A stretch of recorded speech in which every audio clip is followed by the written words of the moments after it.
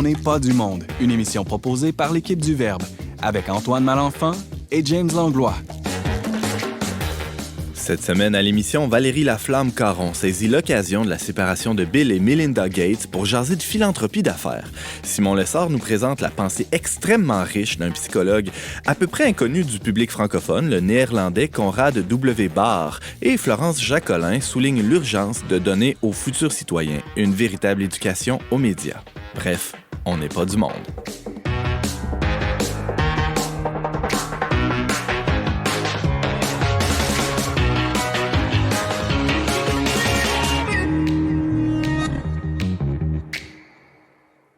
Bonjour à tous, bienvenue à votre magazine culturel catholique. Ici Antoine Malenfant en compagnie de James Langlois, ahurissant co-animateur. Bonjour James. Hey, allô.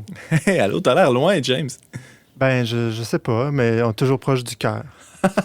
C'est donc bien cute ce que tu dis là. Tu sais pas quoi, Antoine? Non, je sais pas quoi. D'habitude, j'invite toujours les auditeurs qui veulent nous contacter à appeler Florence Jacolin au 88 908 34 38 là, pour transmettre leurs objections, questions, commentaires. Ouais. Mais là, aujourd'hui, Florence est avec nous en studio. Mais c'est extraordinaire. Bonjour Florence. Bonjour Antoine. On t'a sorti de ton antre du Verbe pour venir avec nous à On n'est pas du monde. Pour entrer dans une autre antre et pas n'importe laquelle.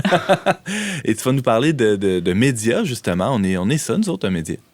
Oui, je vais vous parler plus exactement d'éducation aux médias, ouais. À l'information et à la communication. C'est un très vaste sujet. J'ai essayé de pas trop m'embrouiller pour ne pas trop vous embrouiller. Ah, c'est gentil. Ça serait sinon de la désinformation, déséducation. Et là là. Et là là. On va t'écouter avec attention. Ça sera en toute fin d'émission. Merci d'être avec nous, Florence. Plaisir. On a aussi Simon Lessard. Salut, Simon. Allô, Antoine. Quoi de neuf dans ta vie, Simon? Ben, je continue ma psychanalyse. C'est une bonne nouvelle pour tes collègues, ça? Ben oui. Puis aujourd'hui, on va parler d'un psychologue catholique qu'un ami et une sœur m'a fait découvrir récemment. Une sœur, une religieuse? Exactement. Et qui parle du trouble qui serait le trouble le plus répandu en Occident à notre époque, dont je souffre et dont à peu près tout le monde souffre. Suspense, on le dit pas tout de suite. À venir plus tard dans l'émission. Et on a aussi avec nous Valérie, en fait, par la magie des internets, Valérie Laflamme-Caron. Salut Valérie. Allô Antoine. Ton sujet aujourd'hui risque pas de susciter une attention particulière de tout le monde. Tu vas nous parler du couple Gates. Oui, roulement de tambour, suspense. T'as dit en intro, Antoine, qu'elle a profité de ce fait-là pour parler de philanthropie. Je sais plus trop quand t'as dit. Philanthropie d'affaires. C'est ça, mais moi, je pensais qu'elle allait utiliser la situation pour parler de divorce, en fait. Ah, mais non, je pense On y reviendra. On y reviendra, ouais, c'est ça. Merci d'être avec nous, Valérie. À tout de suite. À tout de suite.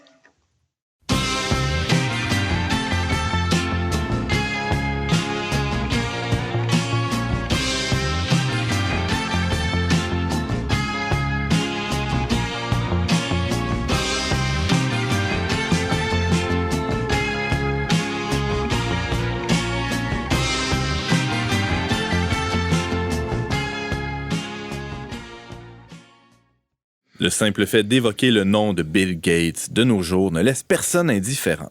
Icône controversée du capitalisme et de la philanthropie, il a été l'objet des accusations les plus loufoques au cours des derniers mois. Sans cautionner les théories les plus farfelues, on peut quand même dire que Bill Gates n'est pas au-dessus de tout soupçon. Et notre chroniqueuse Valérie Laflamme-Caron a décidé de partir d'un fait divers assez people pour réfléchir aux enjeux hyper sérieux soulevés par la philanthropie d'affaires. Valérie, salut! Allô? Valérie, la presse à potins n'a pas vraiment l'habitude de susciter des chroniques chez toi, mais là, la vie des stars a été le déclencheur de ton propos d'aujourd'hui. Oui, tout à fait. Ça faisait un moment que je cherchais un prétexte pour aborder les activités de la Fondation Bill et Melinda Gates. Donc, l'actualité nous l'a servi sur un plateau d'argent. Qu'est-ce qui s'est passé entre les deux? Bon, en gros, ils ont divorcé, puis si on se fie à des sources pas très fiables, genre le site internet Gala, ça nous dit que ce serait relié à l'affaire Epstein, mais c'est ça, c'est pas la première fois, comme tu l'as nommé, que le nom de Bill Gates est associé à des pratiques obscures. Donc, dans la version la plus simpliste, si je peux dire, là, on a laissé entendre que même la pandémie de COVID avait été créée pour permettre à Bill Gates de nous injecter une puce électronique à travers un vaccin. Moi, ce que je trouve dommage avec les théories conspirationnistes, c'est c'est qu'elles passent à côté d'enjeux qui sont tout à fait réels, plus complexes, mais qui peuvent susciter de la critique là, et des soupçons, mais pour des raisons bien fondées. As-tu un exemple de ces enjeux réels qui mériteraient d'être discutés? Ben juste si on pense par exemple au trafic d'êtres humains, là, on fait un pas de côté, on saute Bill Gates là, pour quelques instants, mais par exemple, on n'a pas besoin d'une espèce de secte obscure franc-maçonne pour exploiter les enfants. Le trafic d'êtres humains constitue actuellement le 3e commerce le plus lucratif au monde, et tout porte à croire là, que la clientèle de ce commerce en fait, c'est monsieur, je dirais madame tout le monde, mais surtout monsieur tout le monde. Même au Canada, l'âge moyen d'entrer dans la prostitution, c'est 14-15 ans. Donc ça, c'est un exemple. Il y a aussi l'exemple des vaccins. Donc les pays du Sud, c'est pas pour rien que ces populations sont réfractaires à recevoir le vaccin actuellement, parce qu'elles ont réellement servi de cobayes à travers l'histoire. Il y a eu un excellent dossier du magazine 21 qui parlait du laboratoire français Sanofi, dont le vaccin contre la dengue a causé la mort de plus de 600 enfants, etc., etc. Donc, il y a des vrais scandales, puis c'est pas à cause qu'il n'existe pas nécessairement une grande conspiration qu'il n'en existe pas de multiples. Revenons à Bill Gates, qui est, soulignons-le, là, n'est pas associé au cas de figure que tu viens d'évoquer, mais néanmoins, des fois, il a été dans l'eau chaude, là. Tout à fait. Donc, à la fin des années 90, alors qu'il ne se faisait pas encore philanthrope, c'était un homme d'affaires vorace, voire même brutal. Microsoft a été condamné aux États-Unis et aussi en Europe à cause des politiques là, concernant la concurrence. Donc, on a reconnu que Microsoft était une entreprise malveillante qui cherchait pas seulement à prendre des parts du marché, mais vraiment à éliminer ses concurrents à cause de procédures assez louches au simple plan économique. Et les langues sales diront que c'est pour ça qu'il a créé en janvier 2000 sa fondation Bill et Melinda Gates, qui prétend et qui souhaite améliorer les soins de santé et réduire la pauvreté dans le monde. Donc, il y en a qui diront que c'était avant tout une entreprise pour redorer son image. On pourrait dire un front en grec ancien. Donc, la fondation Bill et Melinda Gates, c'est un peu le point de départ de ta réflexion d'aujourd'hui, Valérie Laflamme-Caron. Tu veux réfléchir à la philanthropie d'affaires. Selon toi, il y a quelque chose d'un peu pernicieux là-dedans, ou du moins, il y a apparence ou tentation de conflit d'intérêts lorsqu'il y a des grandes fondations impliquées dans des causes comme ça.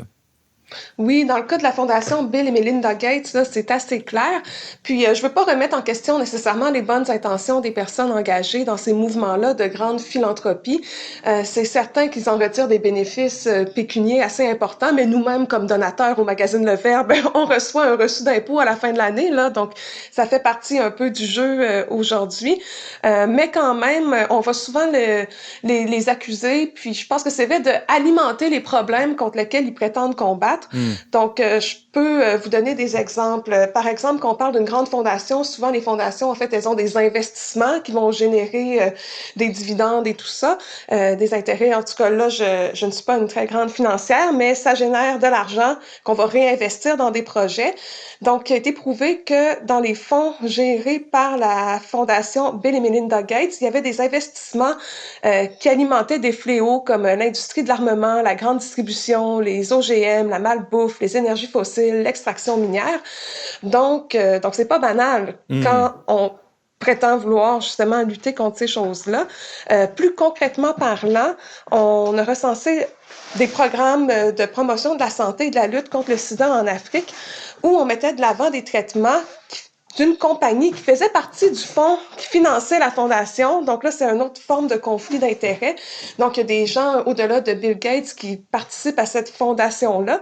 Et ces gens-là ont aussi des intérêts parce que c'est des grands hommes d'affaires. Donc, on va régler les problèmes en mettant de l'avant les solutions qui leur profitent à eux.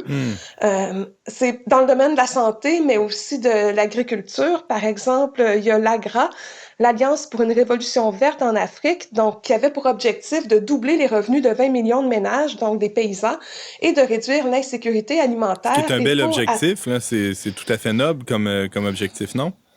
Oui, tout à fait. Mais c'est dans la façon dont on a procédé, ça l'a en fait amené l'inverse de la situation. Les ménages se sont précarisés dans plusieurs régions où ont été appliqués les programmes. Pourquoi? C'est parce qu'en fait, on s'est appuyé sur une vision uniforme et assez industrielle de l'agriculture. Par exemple, on va favoriser la culture du riz et du maïs au détriment des céréales locales. On oblige les gens à cultiver des grandes surfaces, alors que c'est pas comme ça que ça fonctionne traditionnellement en Afrique, où c'est basé sur une multiplicité d'exploitations familiales. On n'est pas loin du modèle colonial des grandes puissances européennes il y a de ça 100-150 ans. Exactement, c'est vraiment en continuité avec ça. Et où les gens vont se procurer les semences de riz et de maïs, c'est évidemment chez les grandes entreprises. Donc, c'est pas à travers leurs propres semences. Mais oui, quand j'étais au Sénégal en 2009, moi, j'ai découvert que le riz au poisson, le tiboujen, c'est un plat extrêmement savoureux, mais c'est un plat qui a été... qui s'est transformé, si on veut, avec l'arrivée des Français, parce qu'à l'origine, au Sénégal, on consommait pas réellement de riz, et on les a convaincus, en fait, d'adopter le riz comme aliment de base au détriment du manioc et d'autres céréales. Donc, à ce moment-là, les gens devaient acheter le riz sur les marchés. Le riz était produit en Asie, donc en Indochine, qui appartenait à la France, et les terres libérées, donc, ont servi à cultiver l'arachide, qui était par ailleurs, elle aussi, destinée aux marchés occidentaux. Donc, on voit comment il y a une espèce de mondialisation là, qui s'opère. Et puis, c'est souvent au détriment de la souveraineté, justement, des personnes, des locaux. Donc, avec ces grandes fondations-là, on parle du cas de la Fondation Gates, mais il y en a d'autres grandes fondations internationales. On peut dire qu'elles jouent un peu aux pompiers pyromanes. Oui, c'est vraiment une belle façon de le voir. Puis, on va proposer la technologie comme unique solution, finalement, à des problèmes qui sont très complexes. Valérie, je vois dans tes notes, là, il y a une expression qui est une contraction de mots, le philantro-capitalisme. Qu'est-ce que tu entends par là? Bon, on imagine bien que ceux qui ont créé ce mot, c'est des gens qui sont plutôt critiques de ces pratiques-là. Donc, le philantro-capitalisme, c'est ce qui aurait remplacé le discours religieux basé sur la notion de charité. Donc, en gros, là, c'est qu'on pense que les gens d'affaires, finalement, c'est eux qui vont prendre le relais du communautaire, des fondations humanitaires et tout ça pour vraiment gérer les problèmes, si on peut dire, puis amener des solutions. Puis même au Québec, on n'est pas exempt de ça. C'est certain qu'on en est moins victime, si je peux dire, que des populations plus vulnérables, plus précaires dans les pays du Sud. Mais quand même, au Québec, on a parlé longtemps de partenariat public-philanthropie, où en fait, des grandes fondations privées injectaient des fonds dans des programmes qui étaient gérés à part égale, à la fois par le gouvernement et par les fondations. Donc là, ça peut sembler être une bonne chose. Puis tu sais, ça n'est pas nécessairement une mauvaise. Là, je suis pas en train de tirer sur tous les gens d'affaires qui veulent s'impliquer. Puis les gens ont des expériences aussi qui peuvent partager pour proposer des solutions. Les gens, ils sont capables d'innovation. Là. Le mécénat peut être vraiment contribuer au bien public. Là. On a plusieurs exemples de ça autour de nous. Oui, c'est certain, tout à fait. Mais je pense que quand ça s'applique à des politiques sociales plus importantes, c'est là qu'il faut faire attention.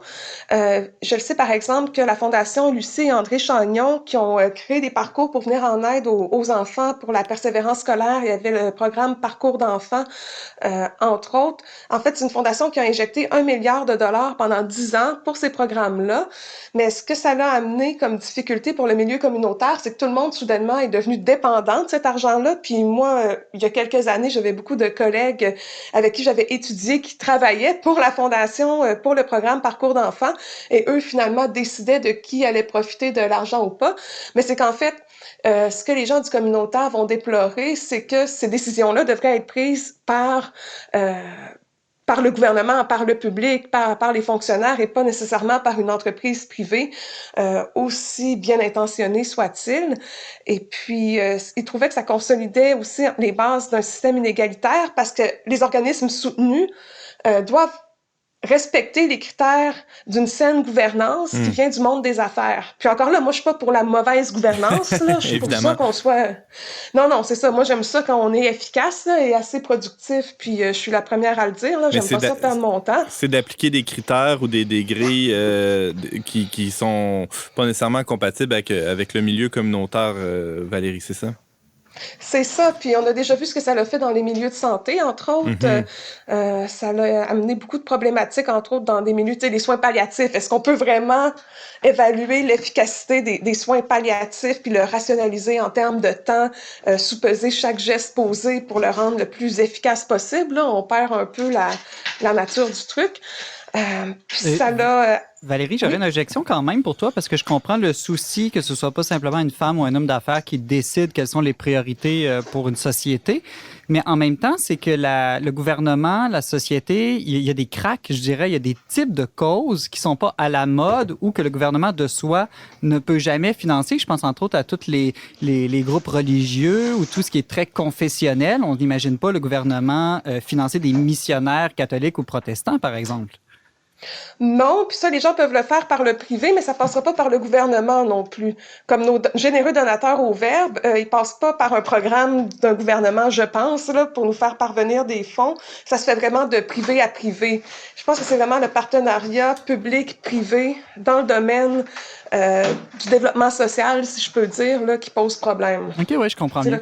Pour rebondir sur ce que disait Simon, c'est qu'en fait, ça va être le contraire qui va arriver, c'est que justement, les causes qui sont moins à la mode risquent d'être moins financées à travers ces programmes-là, gérés par des fondations privées, entre autres des organismes de défense des droits, puis il y a toutes sortes d'organismes là qui justement sont dans les cracks et qui, eux, permettront pas de rayonner là à travers ces différentes demandes. Par exemple, je sais aussi qu'à chaque année, puis là, je veux pas critiquer les centres de pédiatrie sociale, c'est un modèle qui fonctionne et tout, puis qui a beaucoup de rayonnement, qui mobilise beaucoup de personnes à chaque année, qui réussit à assurer des services qui sont essentiels à la population. Mais il y a quand même des plus petits organismes qui profitent pas de la même visibilité, qui, eux, peinent à chaque année là, à aller chercher le soutien financier parce que ils sont moins organisés au niveau de la communication, parce qu'il faut pas oublier que pour se faire voir, pour être capable de rendre des comptes aussi, là, la reddition de comptes, ça demande énormément de temps dans les organismes. Les gens, on appelle ça la paperasse. Tu sais, à un moment donné, il faut faire des choix, là. Fait que il y a beaucoup d'organismes qui ont de la misère à se démarquer dans cette espèce de nouveau marché, là. Valérie, il nous reste une petite minute pour finalement clore le sujet, là. Qu'est-ce qu'on peut retenir de ça? Est-ce que vraiment la charité, la bonne charité chrétienne a été complètement écartée? Est-ce que ça a été remplacé par le philanthrocapitalisme? Mais c'est peut-être un appel à la vigilance, tout simplement, puis aller au-delà des bons sentiments qu'on a tendance à mettre de l'avant dans plusieurs grandes campagnes. Et oui, c'est bien de donner, mais c'était intéressant parce que dans les recherches que je faisais, je voyais une entrevue avec un ancien président de la centrale syndicale des syndicats du Québec qui disait que tant qu'à ça, lui, il préférait les dons des communautés religieuses parce qu'elle faisait acte de charité, mais sans commander les orientations de l'État. Donc, je trouvais que c'était quand même assez inusité là, comme commentaire. Donc, c'est ça, d'être vigilant. Puis si nous-mêmes, on a à être philanthrope, là, de faire attention à qui on donne, de peut-être regarder aussi vers les plus petits qui, justement, eux, se démarquent moins. Puis c'est certain que eux, les organismes vont pas mordre la main qui les nourrissent. Donc, si leur voix a de la difficulté à émerger, là, des fois, c'est par prudence. Puis, mais c'est ça, tu sais, on peut naviguer à travers ça. Puis, pour conclure, là, dans les derniers mois, on a vu les Sœurs de la Charité de Québec qui, justement, là, s'enlignaient dans une espèce de partenariat avec la Fondation de la famille Jules Dallaire. Puis, ils ont une soupe populaire qui a été reprise, ça fonctionne bien et tout ça. Mais il y avait leur terre qu'on appelle le Chant des Sœurs. Moi, j'ai grandi à côté, donc j'ai une espèce d'attachement affectif assez important envers ces terres-là. Et puis, la fondation à laquelle elle les avait vendues prévoyait faire une espèce de développement immobilier assez important, dont les profits iraient pour financer des causes, là, mais quand même, ça a suscité beaucoup de grogne à la Ville de Québec. Et les sœurs ont décidé de récupérer leurs terres afin de réfléchir un peu mieux là, à comment elles pourraient les utiliser. Donc ça, j'ai trouvé que c'était quand même... c'est ça, un mouvement audacieux, puis ça a montré qu'elles étaient à l'écoute, puis qu'elles ont fait preuve de cette vigilance-là, finalement. Valérie Laflamme-Caron, tu parlais de philanthropie d'affaires. Merci d'avoir été avec nous. Merci à vous.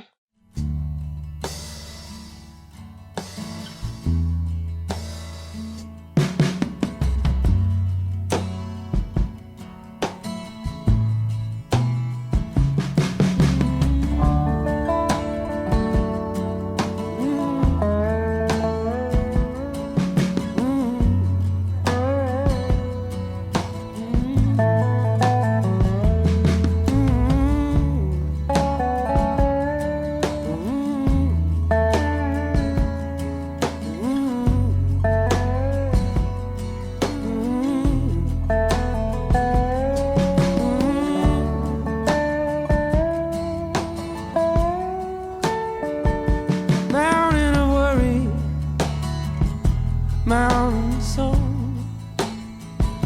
Yes, I'm doing like you knew it was wrong.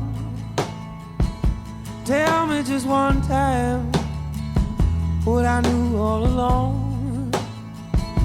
I'm on your side, long too late. If you don't call me, I might lose my mind. Can't keep concentrating on all the worry I find. So just let me abide, I'll lend you mine. On your side, long blue lane.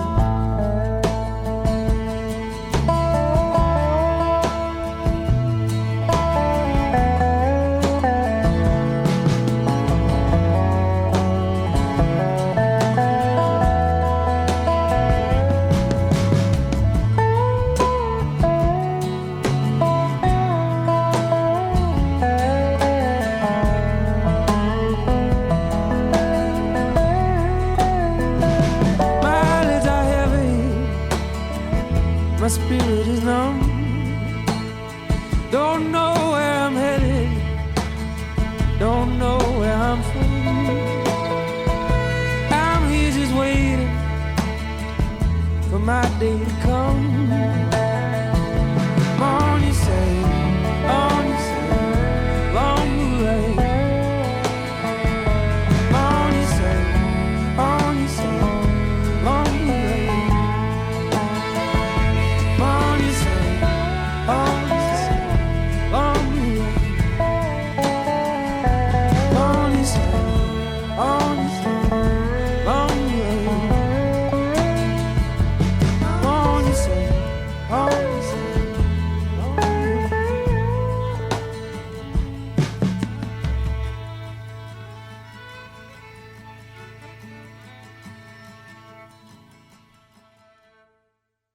Vous êtes avec Antoine Malenfant à la barre d'On n'est pas du monde. On vient d'entendre Leif Volbeck avec la pièce Long Blue Light. Si les maux et les troubles psychologiques sont légion aujourd'hui, il y en a un dont l'expansion semble inversement proportionnelle à sa notoriété. J'ai nommé le trouble de privation émotionnelle. Et peut-être la faible publicité qui lui est associée réside dans le fait que le psychologue qui l'a mis au jour est un parfait anonyme dans le monde francophone. Notre chroniqueur et rédacteur pour le Verbe, Simon Lessard, se fait aujourd'hui un devoir de réparer cette injustice. Salut Simon. Allô Antoine.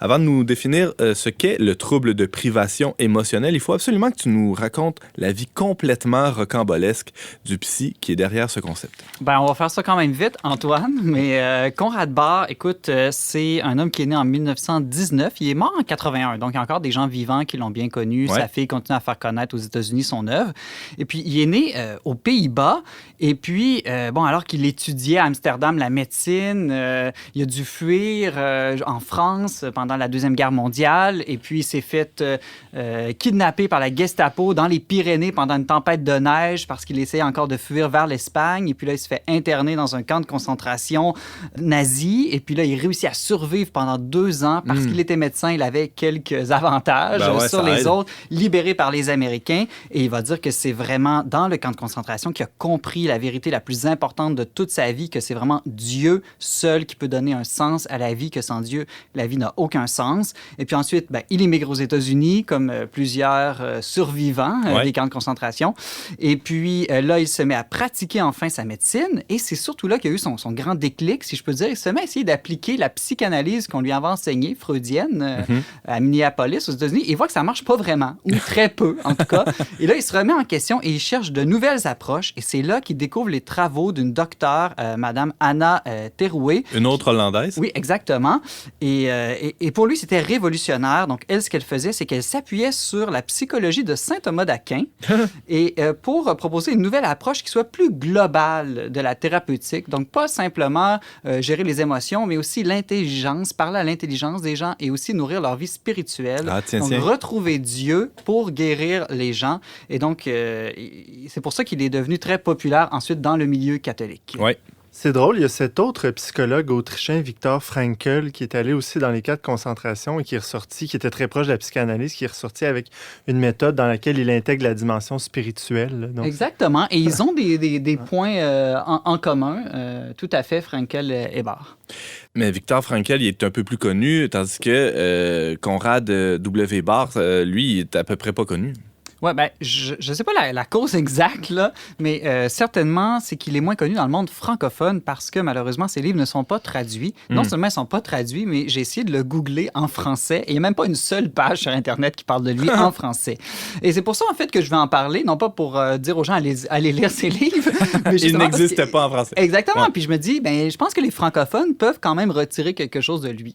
Ça va peut-être sonner une cloche aussi chez un éditeur qui pourrait peut-être être tenté de traduire son œuvre. Tout à fait. Alors, on parlait en introduction d'un trouble qu'il a découvert. C'est quoi ça? Ben, il appelle ça le trouble de privation émotionnelle, Emotional Deprivation Disorder en anglais.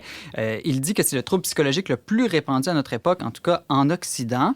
La thérapie qu'il a développée pour guérir ça, c'est ce qu'il appelle l'affirmation. Qu'est-ce que c'est ça? Ben, en fait, l'affirmation, là, c'est pas très compliqué. En un mot, on pourrait dire que c'est le fait de se savoir, mais surtout de se sentir aimé, de savoir qu'on a une valeur intrinsèque, peu importe ce qu'on fait ou qu'on fait pas.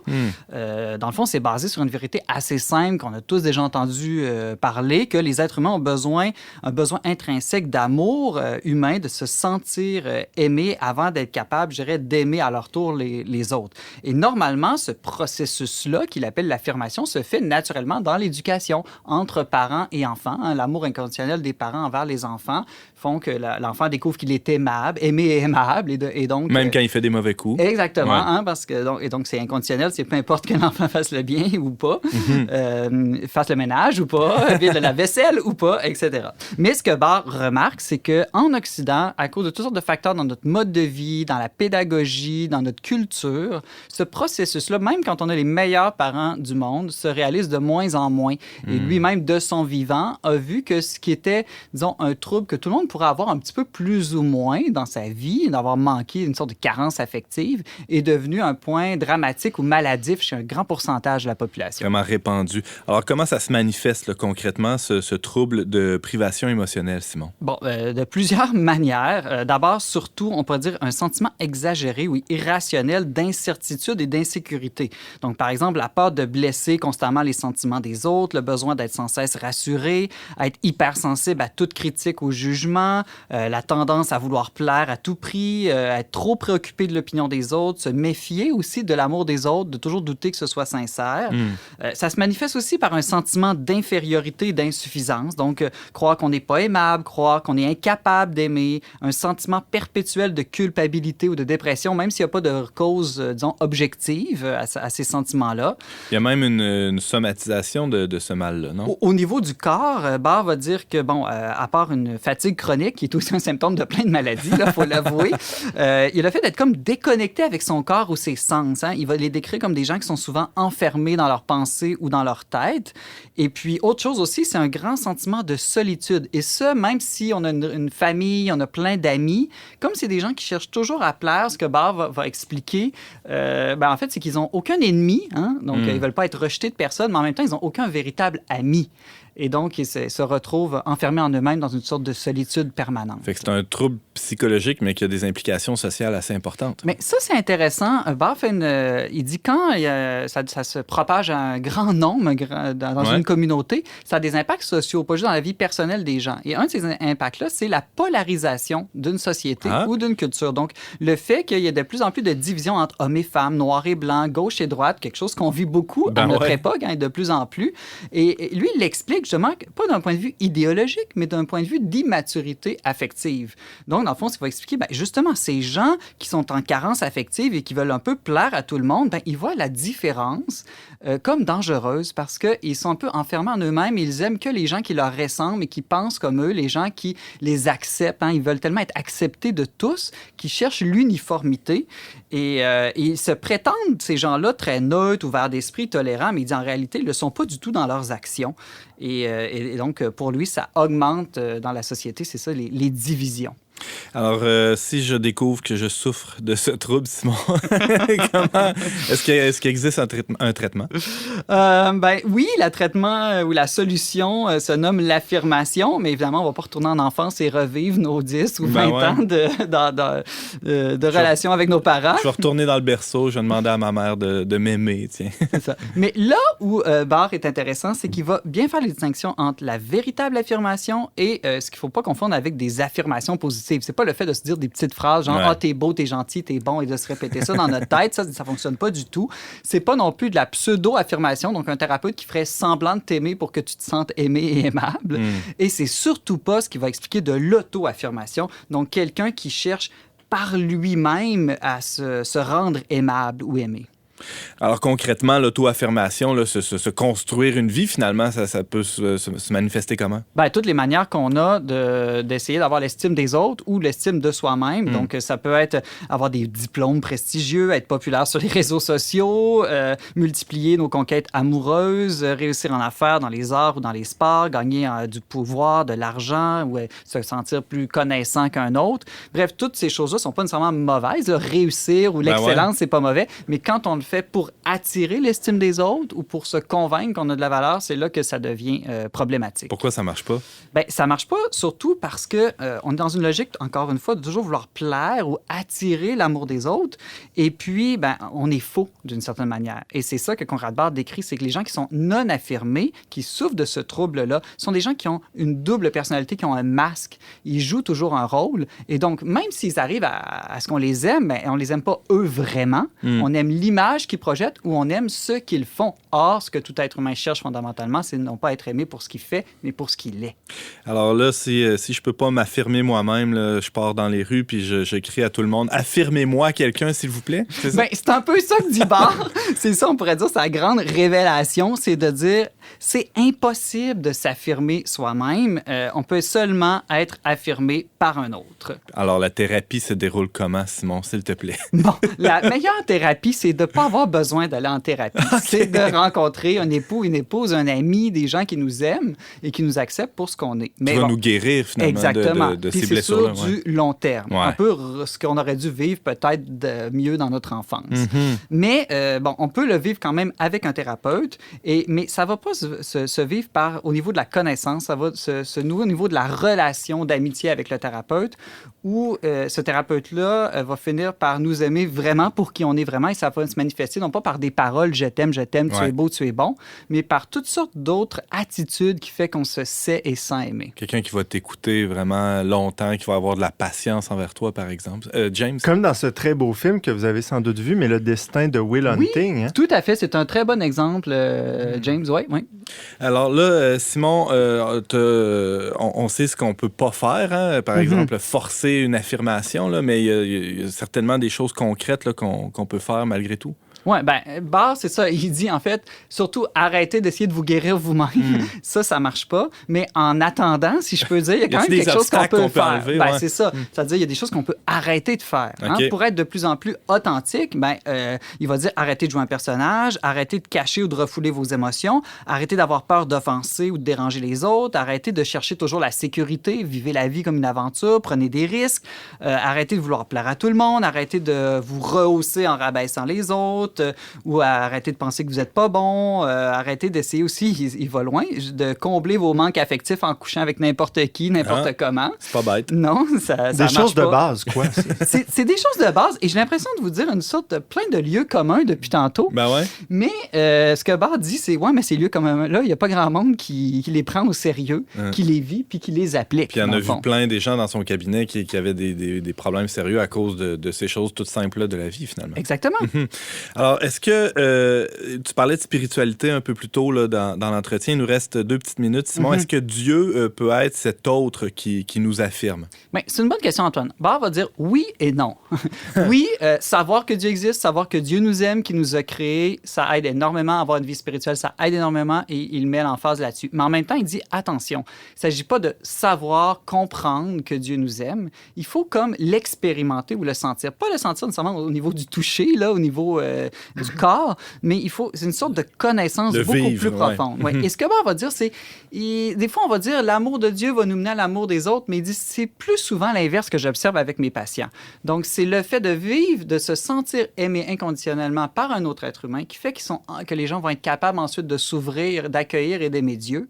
Et donc, normalement, ça passe par la relation avec notre père, notre mère, qui deviennent des figures, je dirais, de Dieu ensuite.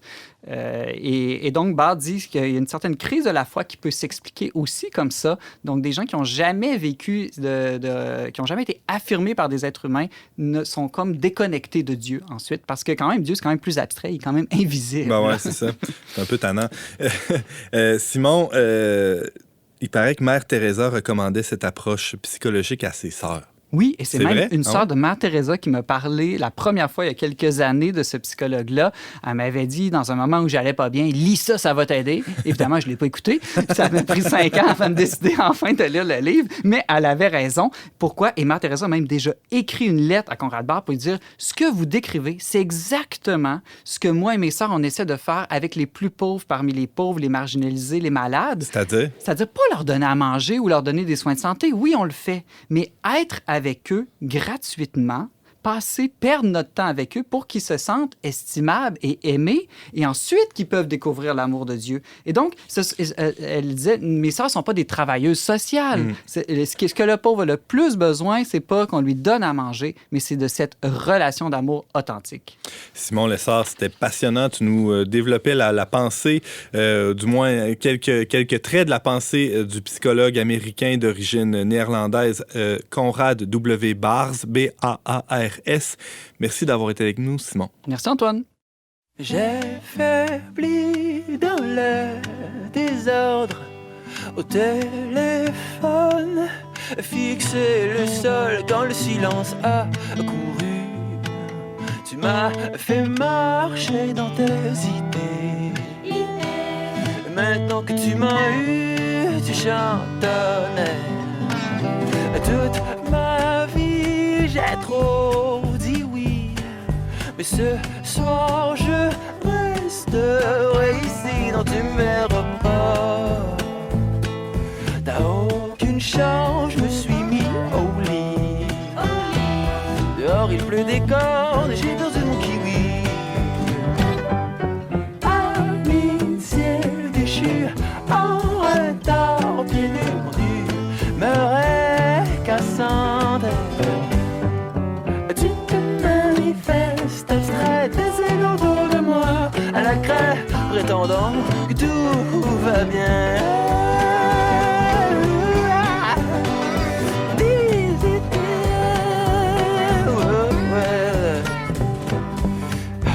Tu m'as eu, mon vieil ami, tes paroles m'ont touché dans le haut, combien bien intentionné. Est-ce que c'est moi qui ferme toute ta clé? Ou est-ce que c'est toi qui ne m'as jamais rien donné?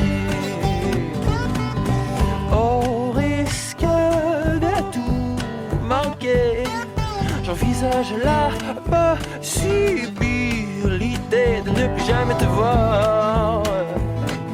Je me tillerai coquelicot de mai. Ça picote dans mes yeux, mon chien comme dire par les cheveux. Amitié déchue, en retard, pieds nus, mon humeur est cassante. Tu te manifestes abstrait, dessine autour de moi, à la craie du front, jusque dans les talons. Maintenant que j'ai dit non, même si toujours tu veux avoir raison, et rends le cœur fleuriront pour de bon. C'est toujours Antoine Malenfant au micro d'On n'est pas du monde. C'était la chanson Amitié déchue, interprétée par Lumière. Au début du mois de mai, le quotidien Le Devoir consacrait des dizaines d'articles à l'importantissime question de la polarisation médiatique au Québec.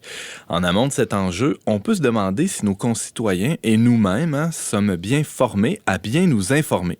Cette interrogation, ça fait déjà un bout que notre adjointe administrative au Verbe et documentaliste de formation se la pose. Florence Jacolin, bonjour. Bonjour Antoine. On le sent bien, l'émergence des médias dits alternatifs. Florence, c'est un peu symptomatique d'une sorte de crise de confiance du public envers certains grands médias dits traditionnels. Est-ce qu'on a des chiffres qui témoignent du rapport de l'auditoire ou que l'auditoire entretient avec les médias? Oui, on a le baromètre de confiance Edelman qui est sorti là en 2021. Okay. Et celui de 2021 s'appelle, je vous le donne dans le mille, la faillite des médias. Tout simplement. Voilà. Donc, il faut savoir que on parle d'éducation aux médias, mais ce baromètre-là concerne les adultes de 25 à 65 ans. Et donc, tout simplement, en 10 ans, entre 2010 et 2020, la confiance en les médias a chuté de 10 points, ou presque. C'est pas rien. Oui, mais attention. C'est une étude mondiale. Là, c'est l'OCDE, donc 27 pays et 1500 personnes au Canada. Quand même. Donc de 10 points en 10 ans. Sauf qu'entre 2020 et 2021, ça a encore pris 10 points pour les médias traditionnels. Donc c'est une chute qui est exponentielle. Ouais, sauf que les médias traditionnels sont ceux qui s'en sortent le mieux par rapport aux médias, on va dire... les plateformes, etc. Alors, Florence Jacolin, tu nous parles aujourd'hui d'éducation aux médias et à l'information. C'est quoi l'éducation aux médias, si on veut définir ça simplement? Voilà, c'est qu'en fait, c'est pas forcément très populaire comme expression, en tout cas pas très connue. On entend parler, mais on ne sait pas exactement à quoi ça réfère. Alors, rien de mieux que l'UNESCO pour nous dire ce que c'est. Ben oui. Voilà, comme ça, on essaie de mettre tout le monde d'accord. Est-ce qu'on a confiance en l'UNESCO? On va dire qu'en principe, ça fait partie des définitions consensus. Je suis désolée, je vais faire une citation en lisant. Ces compétences comprennent la capacité de rechercher, d'analyser et d'évaluer le contenu des médias et de l'information. Donc là, on parle d'éducation média et information. D'accéder à cette information, à l'utiliser. Et savoir partager cette information et raconter sa propre histoire. Donc là, on parle de communication. Donc moi, j'irai encore plus loin. Je parle d'éducation aux médias, à l'information et à la communication. Alors, il y a trois domaines clés dans l'éducation aux médias. Oui, c'est ça. Donc, il y a la production des médias. S'intéresser à la production des médias, son industrie et les utilisateurs des médias. Alors, qu'est-ce que ça veut dire concrètement? Côté médias traditionnels, c'est connaître... un peu le modèle économique, j'allais dire le business model, le modèle économique des différents environnements médiatiques et aussi, alors on parle d'algorithmes pour ce qui est on va dire des pure players, donc ceux qui sont nés en ligne aussi pour ce qui est médias sociaux, on va dire ça comme ça. Mais bien malin qui saura dire qui fonctionne comment, c'est pas toujours simple, surtout que les médias traditionnels sont en train de se réinventer entre moitié payant, moitié, etc. Et puis l'exploitation des données personnelles, on ne sait plus trop qui fait quoi. Donc c'est important d'essayer d'avoir au minimum des repères, même si on ne sera jamais complètement au clair. Et chaque média essaie d'innover, j'allais dire d'année en année, mais c'est de mois en mois. Sur son modèle d'affaires évolue. Justement, tu parlais des sources de revenus. Tout ça, c'est en chamboulement continuel. Des médias qui étaient essentiellement consacrés à publier un quotidien papier bien pépère, hein? Oui. Tout ça, ça existe pratiquement plus. C'est ça, c'est qu'en fait, maintenant, on parle carrément de transmédia, c'est-à-dire qu'on réexploite la même information, le même article, et puis on essaie de l'adapter à tous les médias. Alors, il y a un premier domaine clé, c'est la production des médias. L'autre, c'est les textes des médias. Voilà, c'est ça. Donc, c'est-à-dire connaître pourquoi une information est choisie, comment elle est exploitée, la typologie des articles, une brève, un texte d'opinion, un reportage, un photoreportage, etc. Ce n'est pas fait pareil. Donc ça, c'est pour les médias traditionnels. Et dans tous les cas, c'est pour qui on écrit, comment on écrit, à qui on s'adresse, quel choix on fait. Et donc là, il y a un préalable qui, moi, parfois m'inquiète un peu, c'est-à-dire qu'à un moment donné, il faut savoir lire et écrire correctement. On parle au Québec du niveau 3 de littératie tout court. On n'est plus dans la littératie numérique ou médiatique, la littératie tout court. C'est la base. Voilà, c'est la base, sinon comment? Tu dis niveau 3, mais c'est niveau 3 sur... Il y a 5 niveaux. Le niveau 3, ça veut dire savoir lire un texte d'environ 500 mots et en retirer les informations essentielles. Florence Jacquelin, tu nous parles d'éducation aux médias. On parlait de l'étude de l'UNESCO là, qui récoltait les données sur les 25 à 64 ans. Mais je peux comprendre que l'éducation aux médias, c'est essentiellement les gens qu'on vise, c'est les plus jeunes. Alors oui, ça m'énerve. Parce que justement, dans ce même baromètre de confiance 2021, on voit que 46% seulement des adultes, on parlait des adultes, ont une bonne hygiène médiatique. Ils ont appelé ça comme ça, j'ai découvert ça. Donc ça veut dire qu'ils ne s'intéressent pas trop à l'actualité, qu'ils ne vérifient pas avant de partager, etc. Donc pour moi, il y a vraiment un gros chantier, effectivement, au niveau de l'éducation des enfants et des adolescents. Et c'est un public facile et captif parce qu'il y a le scolaire, donc potentiellement facile. Mais je pense qu'il y a du boulot à faire auprès des adultes. Spécialement les retraités, parce qu'en tout cas, moi, je vois sur les réseaux sociaux, souvent comme c'est une technologie un peu nouvelle qui est arrivée pour eux dans les 10 dernières années, ils sont peut-être pas toujours aussi habiles que les adolescents, les jeunes adultes qui sont nés avec ça. Et puis, c'est souvent de eux, qu'on voit les réactions les plus exagérées ou les plus déplacées. Oui, mais je dirais qu'on est pas mal sur un pied d'égalité quand il s'agit de réfléchir et de spontanéité. Est-ce que je partage ou pas? Est-ce que je commente ou pas? Comment je commente? En termes d'impulsivité, je pense que... On est tous dans le même bateau. On est bien. Alors, ça répond déjà à ma prochaine question, mais tu pourras aller plus avant, là, peut-être. Pourquoi c'est important, l'éducation aux médias? Et ça soulève bien des enjeux. Alors, moi, en tant que bonne ex-prof française, je vais sortir mes grands mots, là.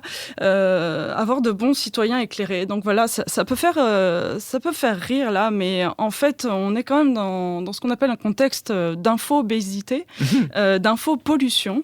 On voit tous les problèmes liés au complotisme, qui est lié au manque de confiance dans les institutions. Donc ça, pour moi, c'est très important, et j'en viens directement à un deuxième enjeu, qui est de maintenir la démocratie en bonne santé. Et qu'est-ce que ça veut dire? Ça veut dire séparation des pouvoirs. Ça veut dire aussi contre-pouvoir. Donc, il y a l'opposition, certes, en politique, mais il y a aussi les médias qui sont faits pour ça. Donc, avoir un regard critique sur quel média appartient à qui.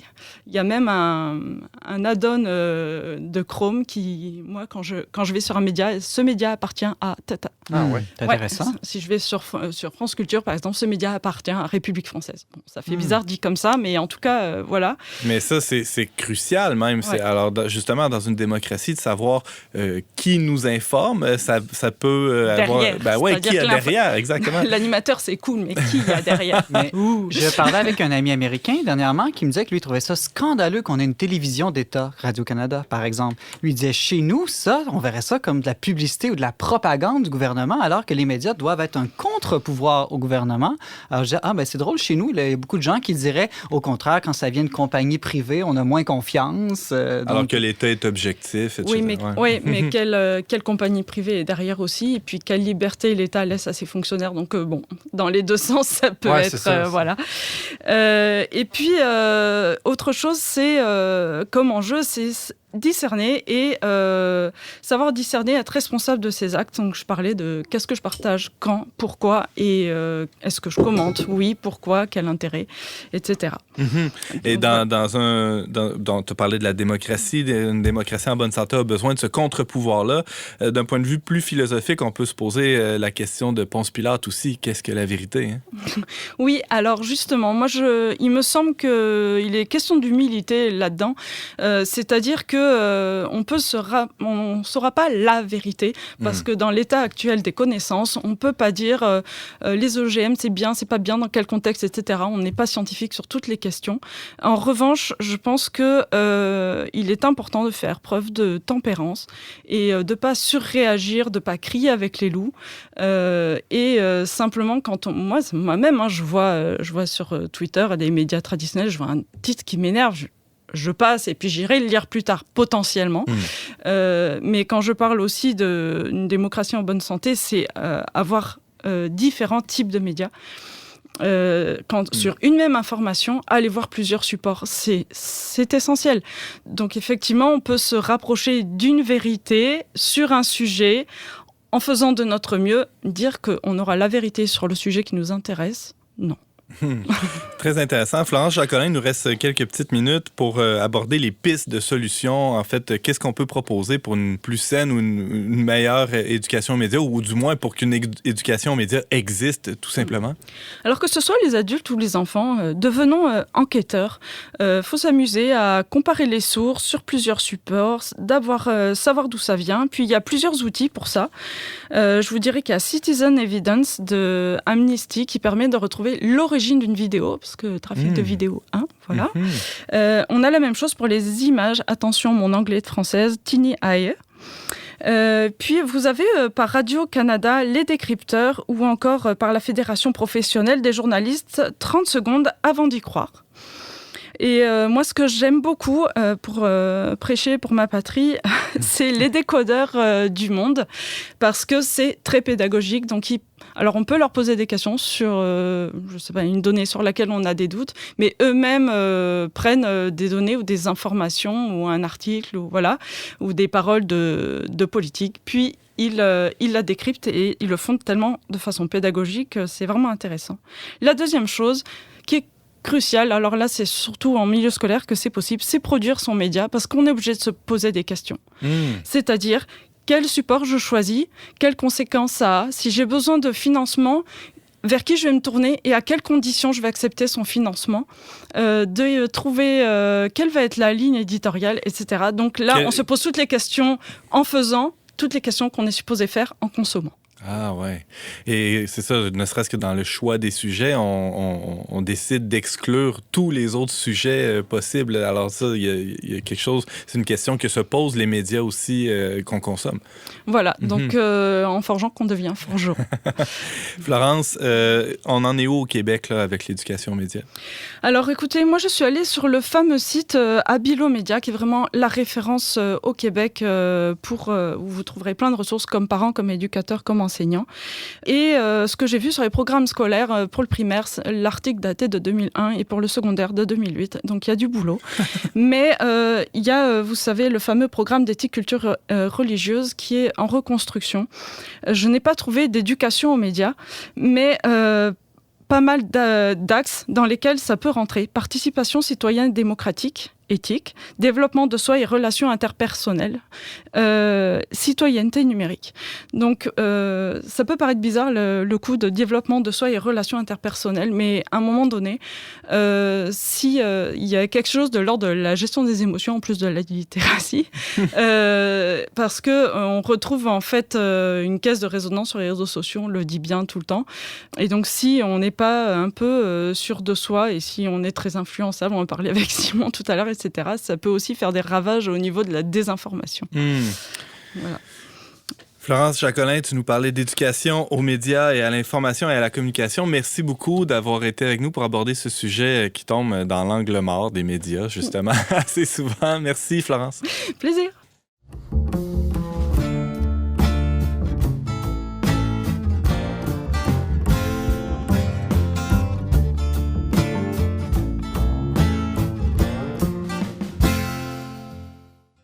C'est tout pour cette semaine, mais avant de se quitter, quelques suggestions culturelles de nos collaborateurs. Simon Lessard.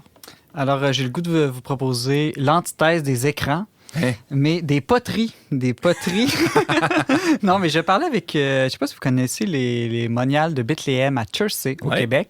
Et puis, je suis allé avec une moniale qui me disait, à cause qu'il n'y a plus personne qui vient dans les monastères avec les confinements, on vend moins nos belles poteries en grès rustique. C'est vraiment beau. Là. Et puis, c'est vraiment beau. C'est de très grande qualité et c'est fait dans le silence, dans la prière. C'est local, écologique, très durable aussi. On peut garder ça presque toute sa vie. Ça fait un super beau cadeau. Si vous voulez les voir, les moniales ont lancé un site Internet vu que les gens venaient plus dans leur monastère. Donc, monastèredebethléem.ca, où ça fait vraiment un très beau cadeau de mariage, par exemple.